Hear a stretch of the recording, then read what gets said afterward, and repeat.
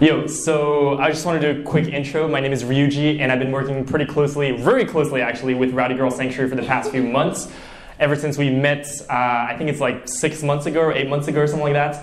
And so basically my role in the rancher advocacy program has been to follow Renee around and document everything that we've been doing. So I've been with her on several ranches and farms, people who are interested in transforming their farms into plant-based businesses, which has been incredible. And you know, what I'm really excited about here is that you're going to get to hear from someone who used to be in the industry, which is a perspective that I didn't have as a vegan activist. Like, I'm just purely just like 100% for the animals vegan activist. And so I didn't always used to have compassion or empathy for farmers and ranchers and people in the industry. And what hanging out with Renee has showed me is basically that, man, all these people are just people who are out there, you know, they have their lives, their families, and they're just people like us. And hanging around with her, I've really learned to empathize better with people who are in the industry, and that's exactly what we're going to talk about here. You know, although the name of the talk was Transforming Farms to Sanctuaries, it's going to be more centered around how to communicate with ranchers and farmers. So maybe half the room is going to leave now, but I hope not. And yeah, and it's incredible, again, because this is a perspective that I couldn't have gotten just being on my own. It was just really being with her, being in the room with her and other farmers and other ranchers, and seeing their conversations that, you know, so many things opened up to me. So I'm really excited to introduce Renee, who's now also my really good friend. So let's do this. Thank you. Am I on? I use this? Yeah.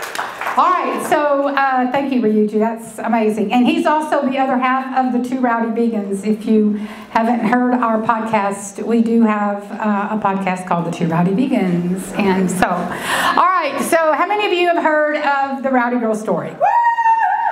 All right, great. How many of you have not? Good. Great to know. Okay. For those of you that don't know the Rowdy Girl story, I am from Texas. I was married to a beef cattle ranch farmer, and we began to get at odds with one another when I began to have a big difficulty seeing the cows go to the sale barn. Now, I was not vegan at the time. I was not vegan whenever I started having issues with the babies going to the sale barn. I just started having some compassion for these animals that were being loaded up into trailers and going to auction.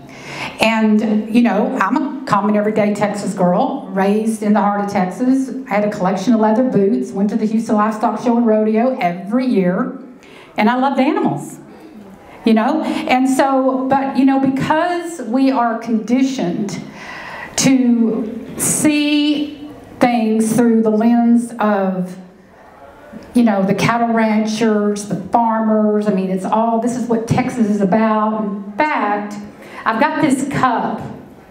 I got this at Starbucks, and I was so blown away that the Lone Star State of Texas, according to this cup, is all about cattle ranches, pigs, oil fields, you know, big old leather, you know, cowboy boot, horseshoe, cowboy hat, you know, it's barbecue. Okay, that's Texas. However, y'all,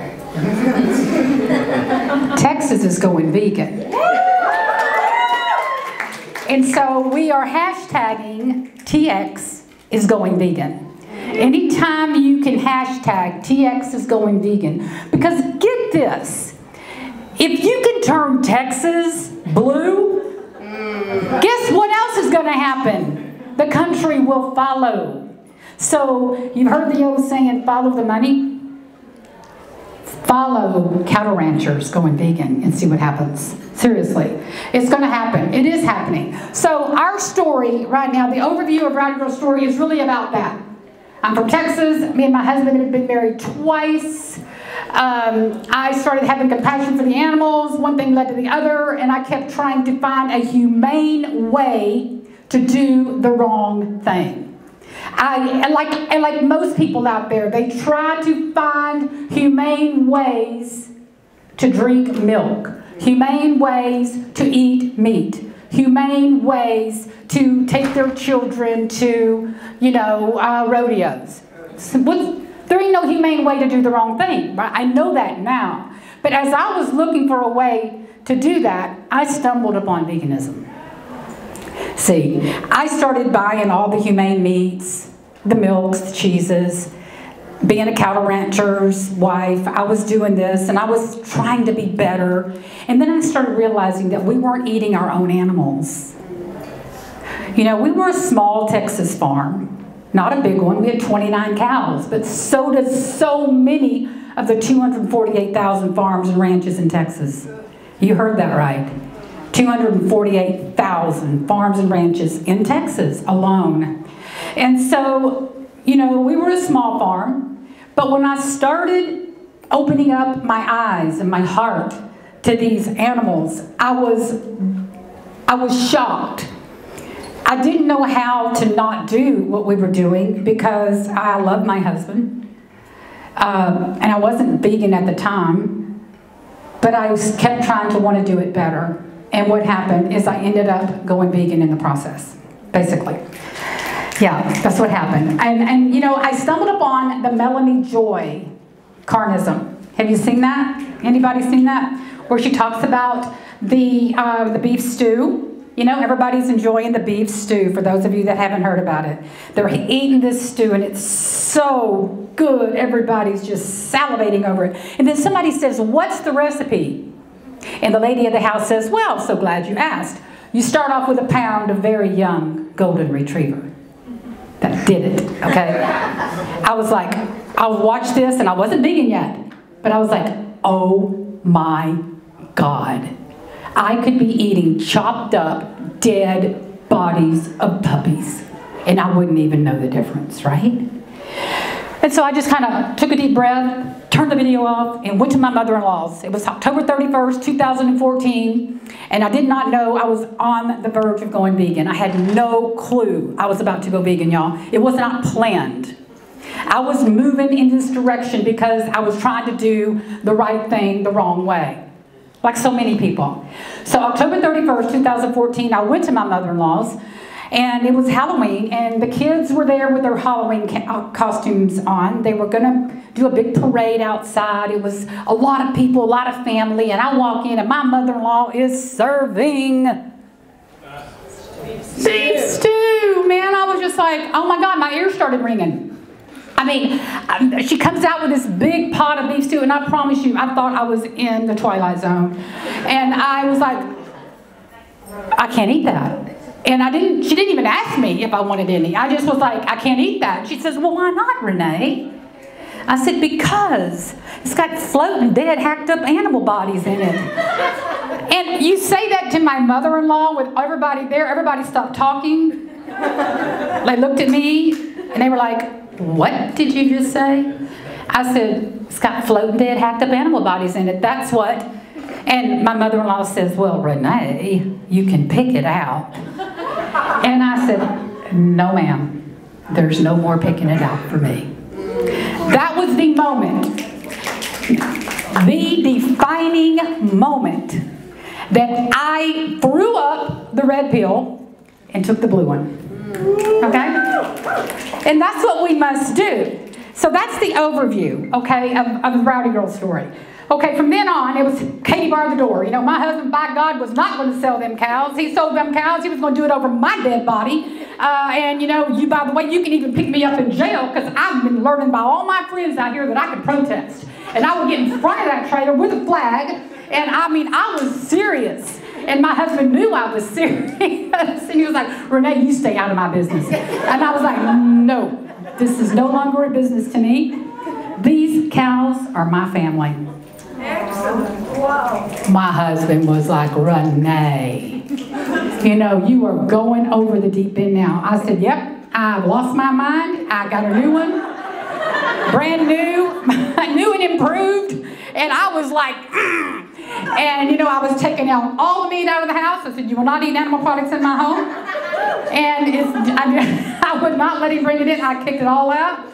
And so if he wanted a hamburger, he had to go to Sonic. He had to go get it. He couldn't do it at the house, you know. And so he was, well, this is my house too. I said, I don't care. I will not live in a graveyard. And I meant it, you know. And this was just was a few days after I went vegan. When it happened for me, y'all, it had been building up for so long that when I finally went vegan, I went freaking crazy on him.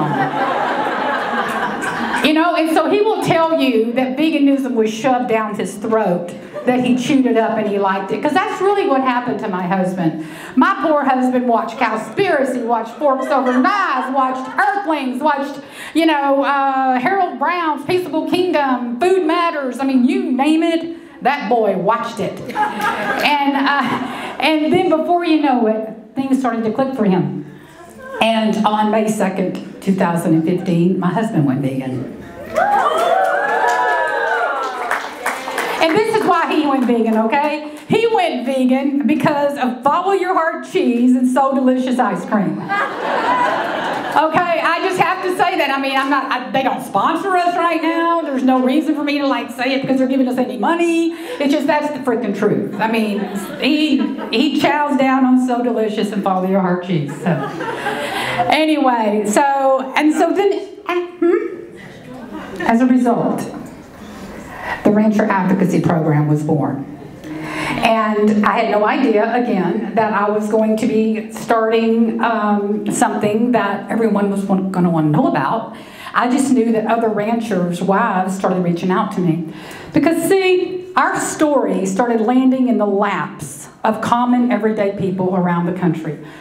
Our story caught on. CBS Evening News came out and told our story. ABC National News came out and told our story. Animal Planet, Southwest Airlines came out, and next thing you know, our stories in all the magazines, on all the planes.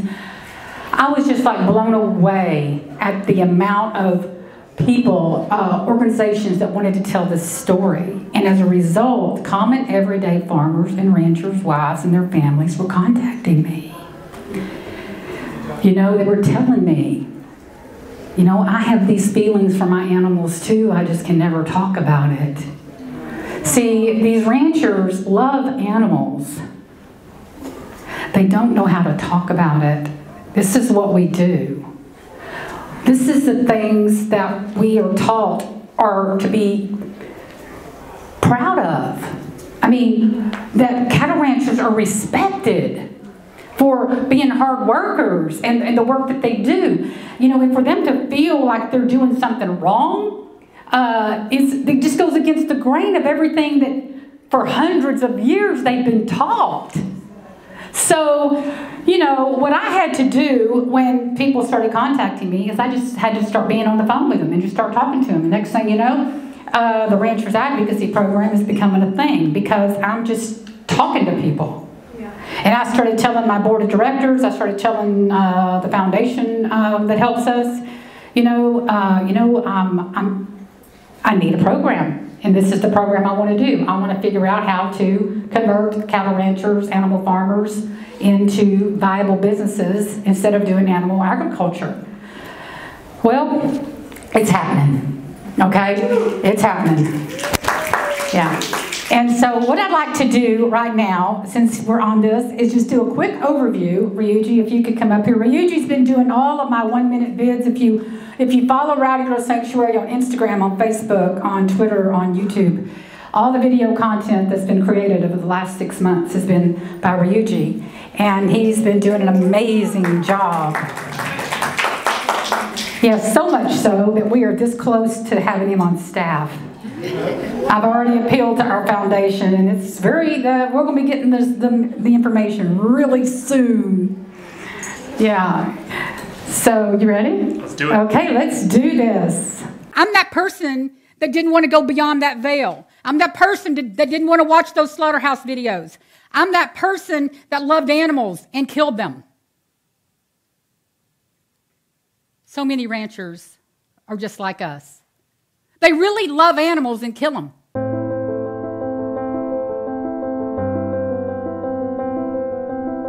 I never did like taking my cows and dropping them off the sale barn, but I did it because I figure, hey, we eat this, you know, might as well take responsibility for it. A result of us becoming a sanctuary is the Rancher Advocacy Program. It's brought us to this point with the Rowdy Girl Sanctuary trying to get some help and change our farm to growing plant-based. When our stories started landing in the laps of everyday ranchers and farmers, and they started relating to us, there was something that started to click in them. Y'all have gotten it out of the back of your brain, and y'all got it up on the surface, and now you're practicing it. You're walking the walk. You're walking the walk. Sometimes your typical vegans just can't be heard because they're pissed off and angry at cattle ranchers. Understandably so.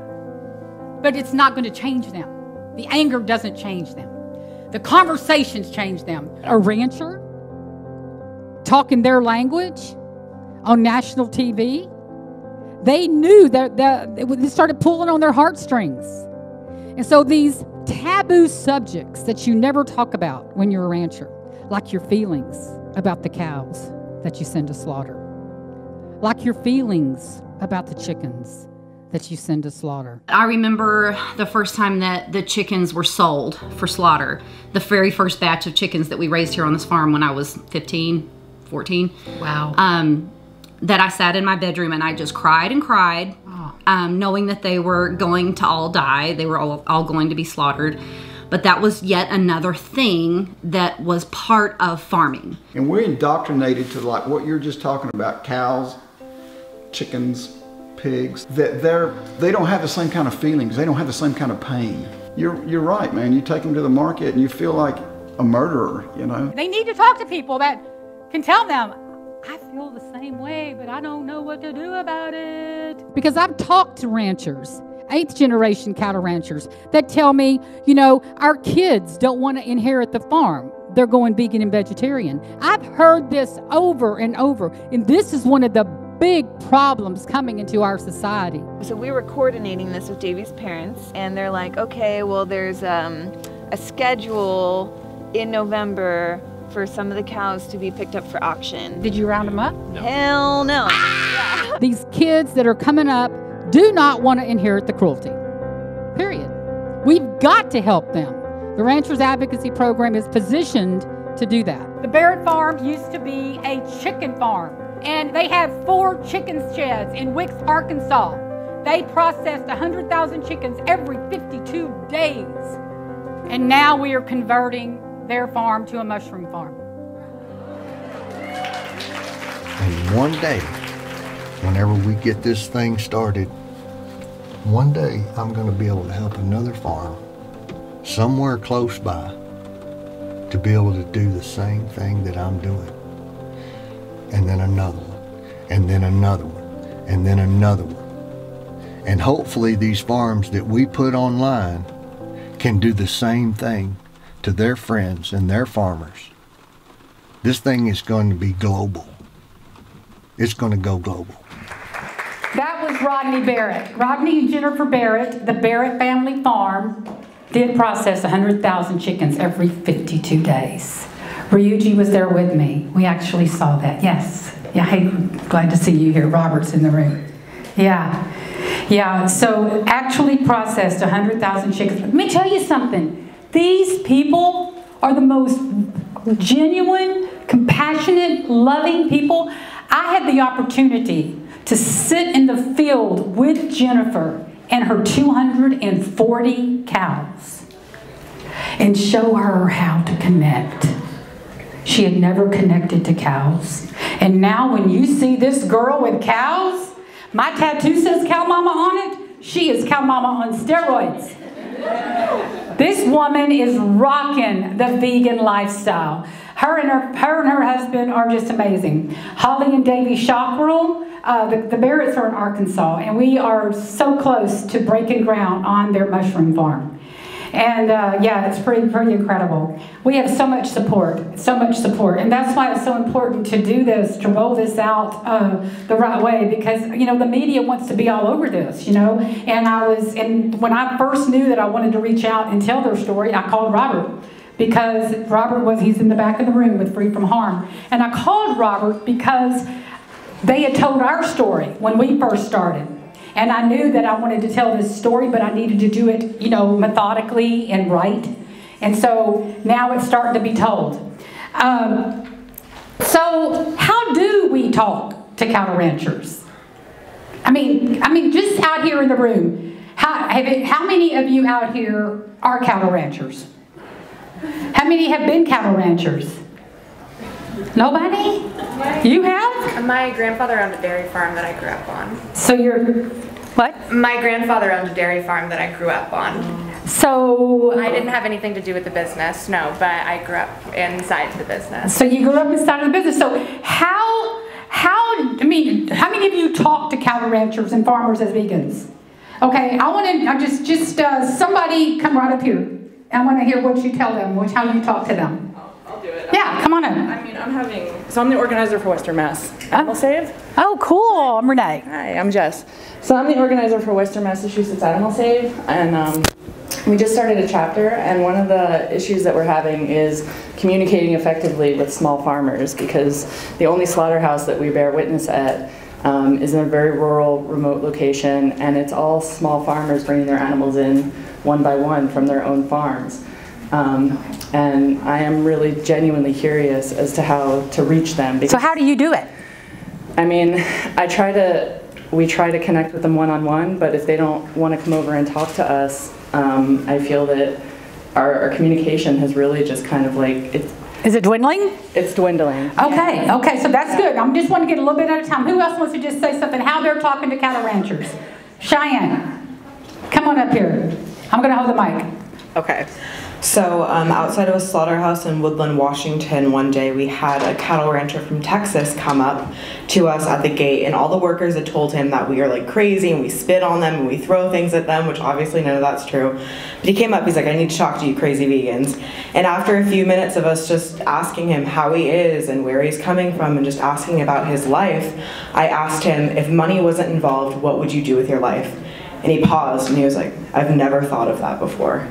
And just really getting them to think about why they're doing what they do. And he said he could never slaughter the animals himself. He loved the animals, and just really talking to them like humans, like another person, assuming that they're compassionate and that they're loving and that they're kind, and not assuming that they're evil. Just seeing those people. Good, good, good. Thank you, Cheyenne. That's great. Because that's one of the very, very basic things you have to think about when you're talking to these cattle ranchers and farmers, is that they really are people, and they really don't know another way to do this. This is all they know. And so the way I like to put it is, you go in their back door. Backdoor guests are best, right? Everybody likes people that come in the back door. They trust the people that come in the back door. You know, if you knock on my front door, I may back up, say, who the hell are you? Let me get my gun, you know, right? I mean, this is what people do, you know, who are you? But if you're coming in my back door, and you're just walking in, hey, how's it going? It's like, you know, I'm going to trust you somewhat, you know? And so, you know, everybody wants to be trusted and respected. Even cattle ranchers. They want to be trusted. They want to be respected. They want to feel like they matter. And so, you know, it's important. It's so important to stop, to think just for a minute. Just get quiet just for a second and exhale out all the judgment, preconceived notions. And then inhale in, like maybe an open mind in a different way to think about it. I mean, we have to bring in another way, another conversation, right? Like the trailers, for instance. You met the trailers over there, the guy that talked about, you know, he actually felt like a murderer.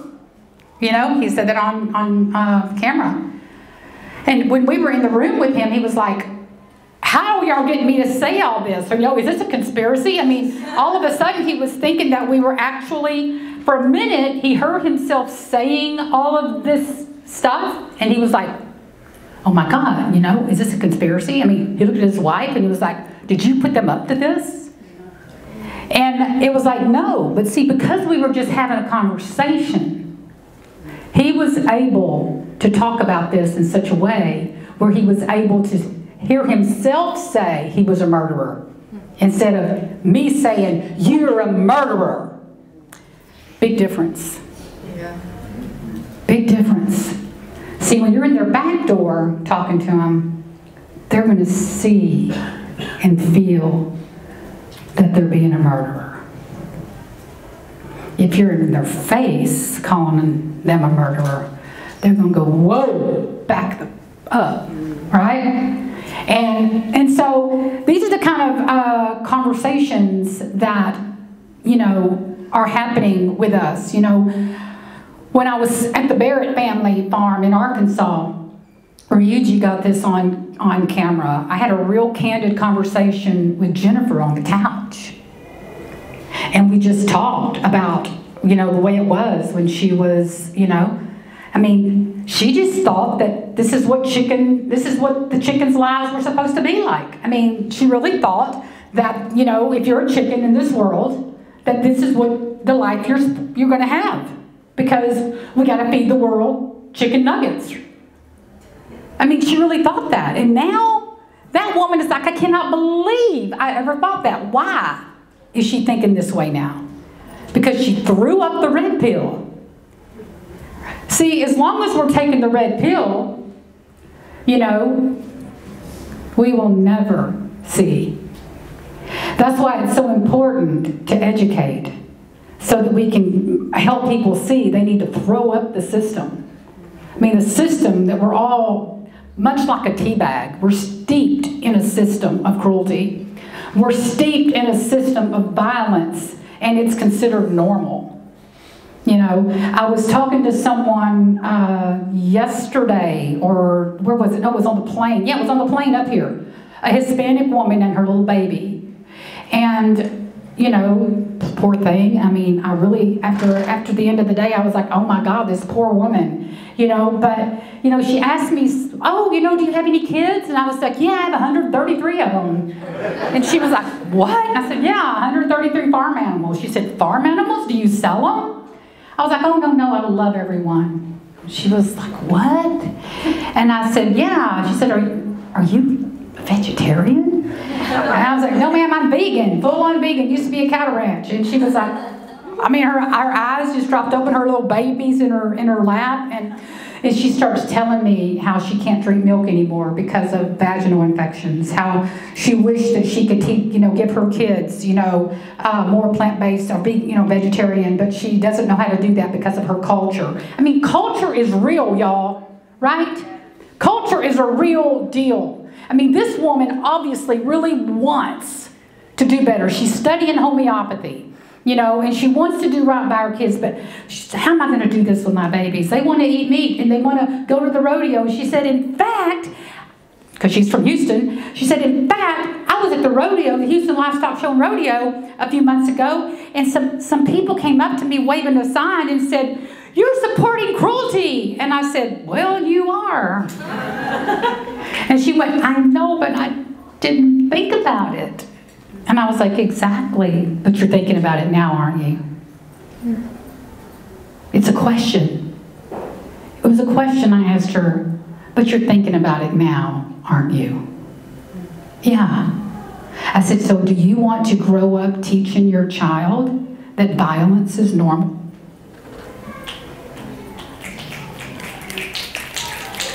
See, these are questions. When we can frame questions in such a way to get people to think for themselves, instead of telling them, you're bad, you're a murderer, you this, you that. That people back up on that. But if you can have a conversation and ask questions and listen, so much about communicating is knowing how to listen and hear people instead of always talking at them, right? And so, yeah. So, any other ideas about how to talk to ranchers and cowboys? You know, when we evacuated, and I'll be right there with you. When we evacuated recently we had to evacuate 133 animals because of the Brazos River flood. Again, third time. We are not in climate change, we're in climate crisis. Yeah. That's where we are, okay?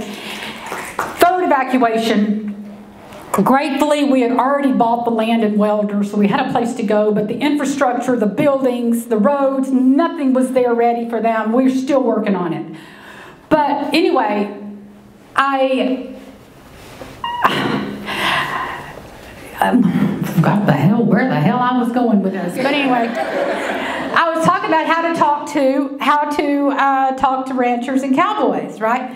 So whenever we were evacuating everyone, that's what it was.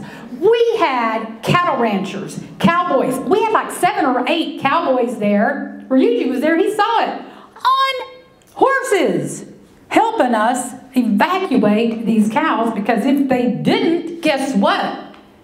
They'd have been freaking underwater. Them cowboys helped us.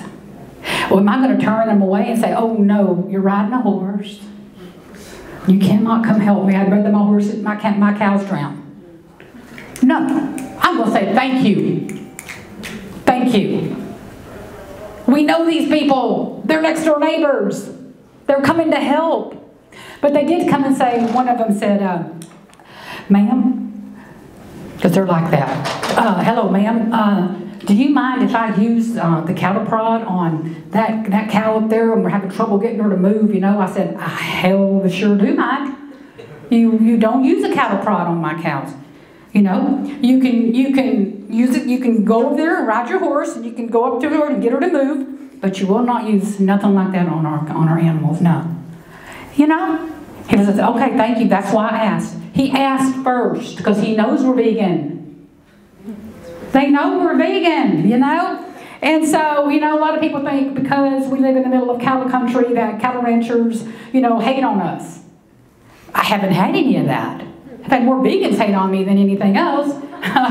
No, I'm kidding. But no, sometimes it's like that, right? I mean, you know, I have my share of haters in the world. And you know what I've learned to do is push up. Get stronger.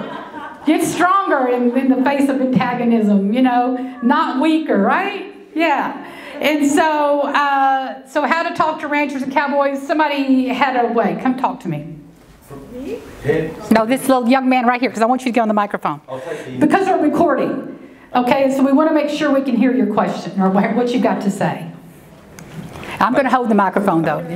So yeah, just understanding that whether you're talking to a 15-year-old at a Cube or at Earthlings Experience all the way to a 60-year-old, 70-year-old rancher, they are victims. They're not all there to harm. Like you said, you loved animals, you were just doing something that you thought was right because you were a victim of a system. And just a recent example is in the UK. There's a company in the UK called Arla who own probably over 80% of all dairy farms. Arla cancelled a contract with a farmer in Devon, which is far, far west, and he had 500 dairy goats, 500 dairy goat farm. They cancelled his contract because he was going out of business, not making enough money, which is a wonderful thing. A dairy farm shut down. But he had 500 goats, didn't know what to do with them. Arla had pretty much pulled the rug from under his feet, so he would go bankrupt. Sadly, 500 goats were sold, but 93 babies were got out, and he worked with a group of us to get 93 babies out. So it's understanding that you can't go to them and instantly go, you're the abuser. You have to approach them as a victim. Now some you'll get kickback that attack you. Some aren't particularly nice. Not every human being is, but if you approach them like they're a victim and they're a part of this system that is indoctrinated with this evil, you'll get a lot further rather than going in on the offensive. Exactly. Thank you. What is your name? Elliot. Elliot. Thank you very much.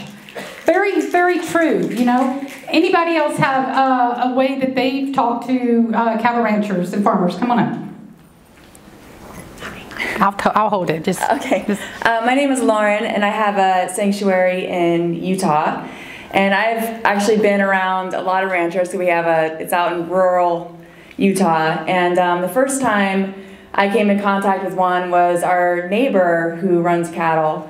And I named 2 of the cows, Herman and Harry. And he, from then on, from those years on, he unfortunately did take all the other cows, but he left those 2 on the property. And so I've been in touch with them about these particular cows, and they're still around, luckily. And but we also have cows. So out in Utah, I don't know if it's probably similar in many places, it's called the green belt. So you have to fence out the cows if you don't want them on your property. And so right now we have cattle just everywhere on our property because we haven't been able to fence them all out. But I will tell you that the people that run these cows and take care of these cows are the first to come help us when our cows, our 3 rescue cows, get out. They come and help us. They're the first ones to be on the scene. They're the first ones to help us when we have an issue or a health issue with one of them. They want to help. They want to be there for us.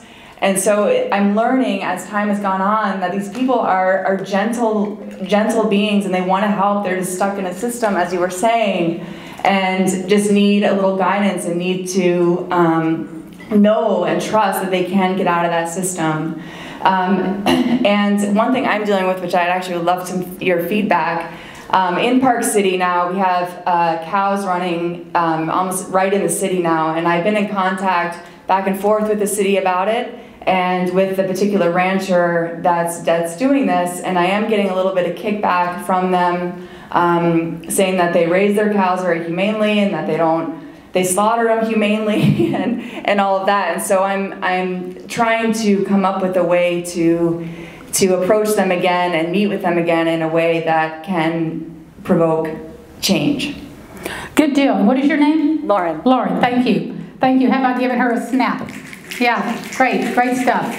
That's exactly the truth. Farmers, cowboys, cattle ranchers, they are the first to come on the scene when there's a crisis for us. They've always been there. Always. And so as far as how to have these conversations, let's talk afterwards, okay? Because I would like to have a one-on-one with you about that. Okay, so let's, we're going to have some fun. Not that we're not already having fun. Y'all having fun yet? All right, like I talked about with this cup. I bought it, I was like, it kind of grosses me out because it says the Lone Star State. And, you know, right here is, you know, the big longhorn, you know, right there. And I have a longhorn. His name is Frosty. You know, so instead of having that, I want to make a cup. I want to make a mug. And I want to change, I want everybody to have one of these cups, right? So instead of the Lone Star State looking like this on a mug, I want the Lone Star State looking vegan on a mug, right? Huh? Why not? You know, we can do that. And so I thought, you know, have y'all heard the song Texas is Going Vegan? No. If you have not heard, you have? Oh, well, if you have not heard, you've heard it, Sarah. Well, you got to, man, we ought to play it. Jane Velez-Mitchell, you ought to pull it up and let's play it. That would be a blast because that way Jane could be in the room. You know, Jane couldn't be here this year. And so while Ryuji's pulling that up, Mercy for Animals came to Rowdy Girl Sanctuary when Jane Velez-Mitchell was down. She's on our board of directors. And so she was down we were doing a Texas vegan tour, the first. And Mercy for Animals came, and me and Jane had been working on this song called Texas is Going Vegan.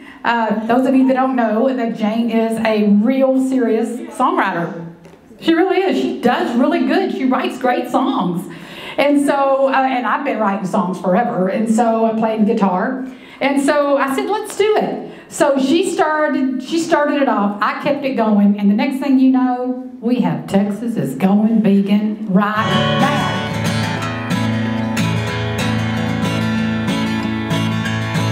I can feel it on the plains, I can sense it on the range, I can feel it on the farm and even in my barn. Texas is going vegan, Texas is going vegan, baby, Texas is going vegan right now. So please don't have a cow, so please don't have a cow. There's a big veg fest in Austin, there's a new veg fest in Lubbock, and that cattle ranch in Angleton's a sanctuary. Texas is going vegan, Texas is going vegan, baby, Texas is going vegan right now.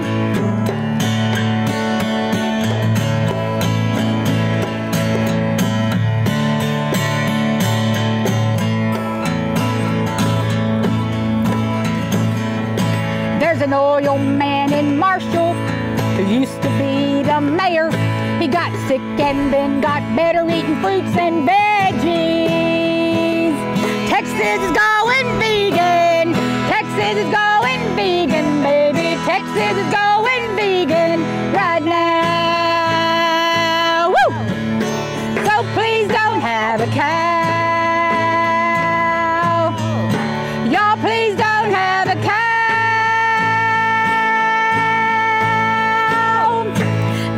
vegan boot maker in Dallas, a vegan bodybuilder too.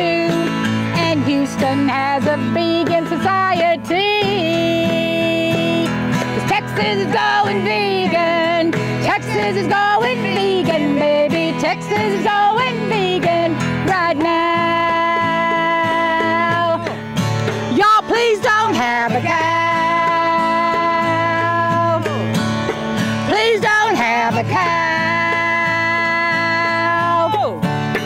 Please don't have a cow.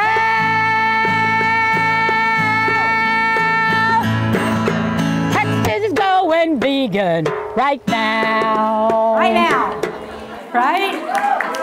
Okay, so see, Texas can go vegan, y'all. When you put this kind of spirit, when you could put this kind of passion, this kind of faith, this kind of conviction in a movement, Texas is going vegan right now. Yes, you want to say something? Well, I just have a question. It just popped. Yeah, go ahead. Let's do some questions. How do you talk to them about the financial aspect of turning into a sanctuary and vet bills and all that stuff? Yeah. So every sanctuary question, you know, how do you talk about finances? So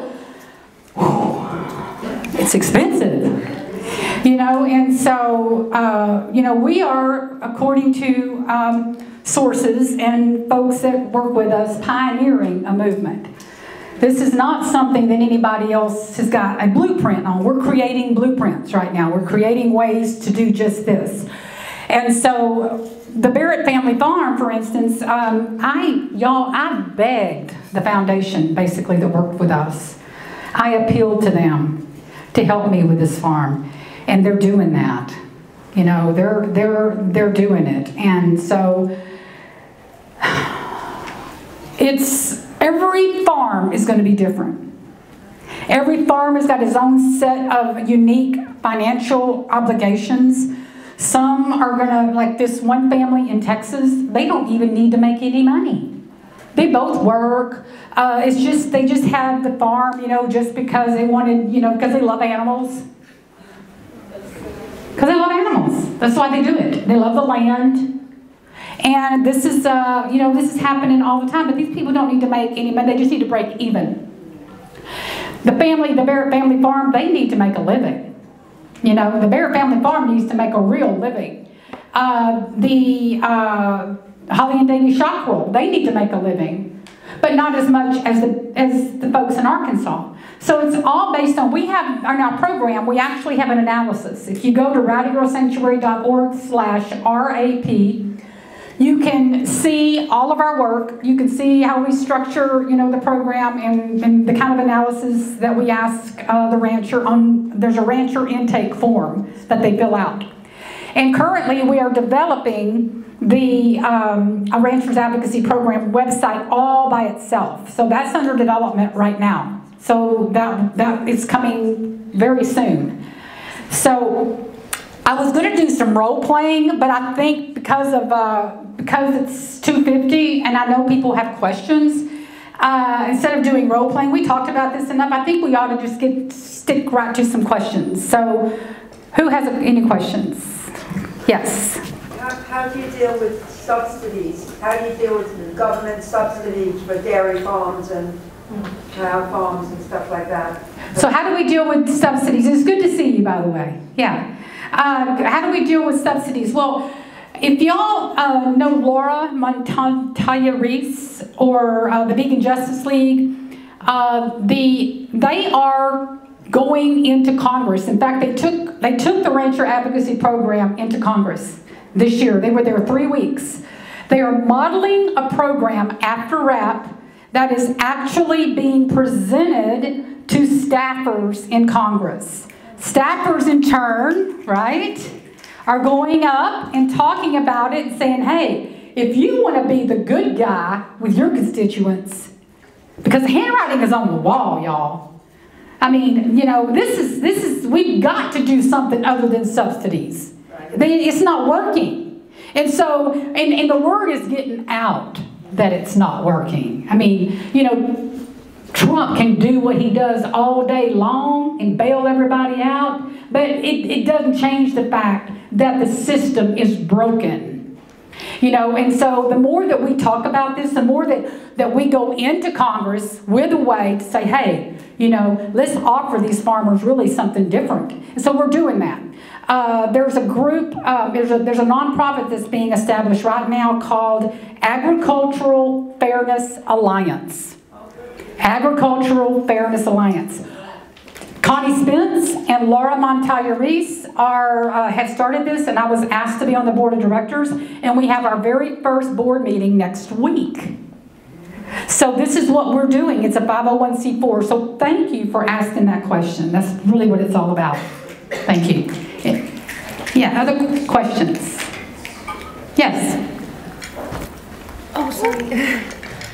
How do you talk to ranchers that are already considering getting out of animal agriculture but are interested in selling their animals to slaughter? Yeah, so farmers that are interested in getting out of animal agriculture but still want to send their animals that they have currently to slaughter? Is that what you're asking? Yeah, and it's I personally will not involve myself with that. You know, I can't help it, she's my friend. Huh? I can't help it, she's my friend. Yeah. So tell me a little bit more then what you're trying to say, because I didn't know it was personal. I have a friend who has 7 jerseys, and she was attempting to run a dairy, but it's proving to be very unprofitable. She still is planning on sending her 7 jerseys to slaughter and opening up 3 acres of raspberry field, and I was hoping that I could step in time to save them. Yeah, and it's the thing is, if y'all want to get involved with the Rancher Advocacy Program, you can join our coalition. Where's Jerry Devereaux? I know her already. Jerry, is she here? I think she left. Okay, Jerry is helping us develop the first ever RAP Summit. And we're going to have like a 2.5-day summit. It's going to be, probably in Austin. And we're going to have our farmers there. We're going to have, it's going to be amazing. And so we're going to be developing this, and these are the kind of questions that have to be asked, is what do you do with the animals that are victims of farmers that are changing the way they're doing business? Because you're going to have, like the Barretts have 240 cows. We are saving those cows. The foundation that's working with us is, we're making sure that those cows don't go to slaughter, okay? But, yeah, it's true. It's like, woo. I personally cannot work with a farm that's going to send their animals. If I know about it, if I know a farm's going to do that ethically, there's no way I'm like, whoa, I just can't do it, So, yeah. I'll tell you how if I figure it out. Be part of the coalition. I would love to. We need all over the mine. Just join the coalition. Get on Rancher Advocacy Program. RadicalSanctuary.org/RAP. You had a question back there? Yeah, no, just on that note then, what did the family do who was raising 100,000 chickens every 52 days? Like, did they make their mind up to switch while they still had chickens? Okay, so the Barrett Family Farm was introduced to me by a fellow you all know. His name is Sean Munson. Sean was, he's the director of Earthlings and Dominion. And Sean contacted me about this farm because he was, he had met them through Kathy Preston. And I was told about this farm because they really needed some help because they were about to lose the farm, And that's what I do, y'all, honestly, is I will do whatever I have to save a farm that really wants saved. I will go to any length to help a farm that wants to help themselves. If there's a farmer, and I met them, when I met Jennifer and Rodney Barrett, I was like, oh my God, these people really want help. They had already sent those chickens to slaughter. I didn't know them then, okay? They had these cows, and they were scared they were going to go to slaughter. And I said, well, there's no way. And they didn't want to do it either, So that's the difference, is they had already sent those chickens to slaughter. I did not know them then. And to be in those buildings, it was unbelievable. You couldn't believe the smell, the stench. I mean, you can imagine when they're in there, But they've been out of there for months. And I was in there, Ryuji was in there. It was, you couldn't even breathe. Yeah, it's terrible. Yes, Cheyenne. So on that same note though, like with like poultry farming, for example, a majority of the farms, the birds are contracted to the farm, so they don't even legally own the birds. So when it comes to the point of like if they wanted to switch over, they're generally on a flock by flock contract. Right. So if they wanted to switch over, there legally really isn't a way that you could save the birds. They would still have to be sent to slaughter, and then the farm would be transitioned. Like what we're doing. Yeah, there is some legalities involved when, you know, farmers are, you know, contracted. But y'all need to pay attention to what's about to be happening. There's a lot of stuff happening right now that I can't even talk about. Just pay attention. In fact, Rain, you were going to pass out these forms. Please fill these out and give these back to me so that I can keep y'all updated on whatever's going on. And you will also end up on our newsletter. If you don't want to be on our newsletter, just hit unsubscribe. But at least I'll have this information for ourselves when we're doing things that involve the Rancher Advocacy Program, okay? So she's going to pass this out. Time for one quick one. Okay, so we usually come into contact with ranchers when we're talking about wildlife conservation and how, because ranchers are worried about their business, so ranchers are worried about their business, and we want to be able to save wildlife and also build a good, you know, relationship with them in that process. But it seems like it's usually like butting heads. It is like butting heads. You know, you are butting their head. So, you know, they're generations deep in this belief system that they're doing everything right. Why would they believe a vegan waving a flag saying no? They're not going to believe that, but what they need is for you to go in their back door. They need for you to say, hey, you know, you got some coffee? Let's sit down and have a conversation. Let's talk. And then listen to them. Hear them. Take notes. Say, you know what? I'm gonna see what I could do, because just like whoever it was, I think it was somebody said, and it's the truth, you know, it was Cheyenne. What are you gonna, you know, if you didn't have to do this, if you didn't have to make money doing this, would you do it? That's a very good question, you know. And so, yeah. So y'all follow us on Rowdy Girl Sanctuary. Also, we have Rancher Advocacy Program on Instagram and Facebook, and the 2 Rowdy Vegans. Y'all, I'll be here for a minute to answer any questions you might have. And so thank you so much for staying with us and for being here. I just love you all so much. Thank you.